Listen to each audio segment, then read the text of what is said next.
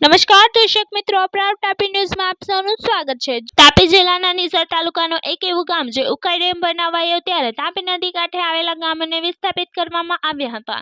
ત્યારબાદ નવી અંતરોલી કરીને નવું ગામ વિસ્થાપિત કરવામાં આવ્યું હતું, જેને આજે 50 વર્ષ પૂર્ણ થતા ઉજવણી કરવામાં આવી હતી। નીસરના અંતરોલી ગામના 50 વર્ષ પૂર્ણ થતા ઉજવણી કરવામાં આવી હતી। માજી કેબિનેટ મંત્રી અને ધારાસભ્યના અધ્યક્ષસ્થાને કાર્યક્રમનું આયોજન કરવામાં આવ્યું હતું અને સ્વર્ણિમ જયંતિની ઉજવણી કરવામાં આવી હતી। સોનગઢ તાલુકાના નીંદવાડા ગામે આદિજાતિ વિકાસ રાજ્યમંત્રી કુંવરજીભાઈ હળપતિની અધ્યક્ષતામાં વિકસિત ભારત સંકલ્પ યાત્રા યોજાઈ હતી, જેમાં લાભાર્થીઓને વિવિધ યોજનાકીય લાભોથી લાભાન્વિત કરવામાં આવ્યા હતા। સોનગઢ તાલુકાના કિકાકોઈ ગામે આદિજાતિ વિકાસ રાજ્યમંત્રી કુંવરજી હળપતિની ઉપસ્થિતિમાં વિકસિત ભારત સંકલ્પ યાત્રાના રથનું ગ્રામજનોએ કર્યું ભવ્ય સ્વાગત। તેમજ આદિજાતિ વિકાસ રાજ્યમંત્રી કુંવરજીભાઈ હળપતિને અનુરોધ કર્યો હતો કે વિકસિત કિકાકોઈ બનાવવા સૌ સાથે મળી સક્રિય પ્રયાસો હાથ ધરવા જોઈએ।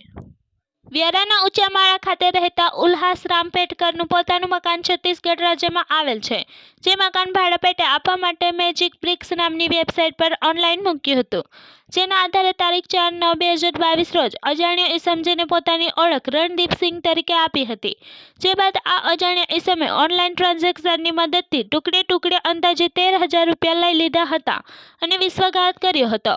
ત્યારે કાકરાપાર પોલીસે આ અંગેનો ગુનો નોંધી આગળની તપાસ હાથ ધરી છે।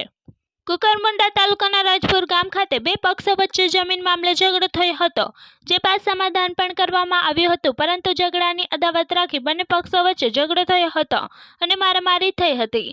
ત્યારે કાંતિલાલ ચંપકલાલ વળવીએ રૂમાભાઈ વળવી અને તેમના પુત્ર અભિમન્યુ વળવી વિરુદ્ધ પોલીસ ફરિયાદ નોંધાવી હતી। નીસર પોલીસે આ અંગેનો ગુનો નોંધી આગળની કાર્યવાહી હાથ ધરી છે। વ્યારા ખાતે મિતેશ રમેશ ગામિત નામના યુવકે કેટલીક યુવતીઓને નોકરીની લાલચ આપી હતી અને તેમની પાસેથી પૈસા પડાવ્યા હતા અને પોતે વ્યારા સેવા સદન ખાતે નોકરી કરતો હોય તેવું જણાવ્યું હતું, જેને લઈને વ્યારા પોલીસ મથકે ફરિયાદ નોંધાવવામાં આવી હતી। વિદ્યાર્થી સંગઠન તાપી જિલ્લા એબીવીપી દ્વારા વ્યારામાં આવેલ શાળા ITI Vyara arts and commerce કોલેજના વિદ્યાર્થીઓને બસ પાસ કઢાવવા માટે પડતી મુશ્કેલીના કારણે વહેલી તકે પાસ કાઢી આપવામાં આવે અને નવા કમ્પ્યુટર ઉપલબ્ધ કરવામાં આવે એવી ડેપો મેનેજરને રજૂઆત કરવામાં આવી હતી, જેને લઈને એબીવીપી કોલેજ અધ્યક્ષ મિતુલ ગામિતે માહિતી આપી હતી। મારું નામ મિતુલ ગામિત છે, arts and commerce college ABVP અધ્યક્ષ। કોલેજ અને શાળાઓના વિદ્યાર્થીઓ પાસ માટે વહેલી સવારે બસ સ્ટોપ પર આવે છે અને કમ્પ્યુટર ખામીના કારણે પાસ કાઢી શકતા નથી અને દરરોજ વલખા મારે છે। તો અમારી માંગણી છે કે કમ્પ્યુટર નવા મૂકવામાં આવે, જેથી કરીને વિદ્યાર્થીઓને સમય ન બગડે, નવા કમ્પ્યુટર મૂકે જેથી કરીને જલ્દી પાસ નીકળે અને નિરાકરણ આવે। સૂત્રો પાસેથી મળતી માહિતી અનુસાર તાપી જિલ્લાના વાલોડ ખાતે આવેલ મહુવા 179 વિધાનસભાના ધારાસભ્ય મોહન ડોડિયાની કાર્યાલયના તાળા તોડવા માટે પ્રયાસ કરવામાં આવ્યો હતો, તેમજ તેની બાજુમાં આવેલ અન્ય બે દુકાનોના તાળા તોડવામાં આવ્યા હતા।